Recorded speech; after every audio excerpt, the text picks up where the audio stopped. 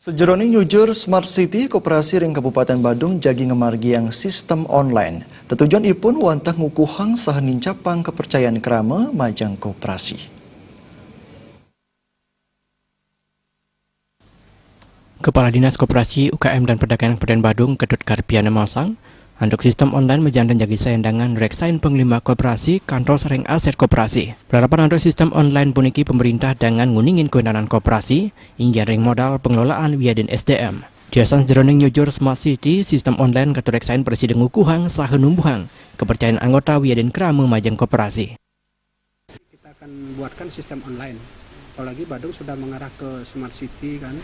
Jadi kita berikan nanti semua koperasi itu bisa online. Kita bisa pantau hari ini secara real time berapa jumlah koperasi yang ada di Badung, berapa anggota koperasi yang ada di Badung, dan jenis usahanya juga apa, termasuk juga asetnya berapa. Jadi kita pantau di sana.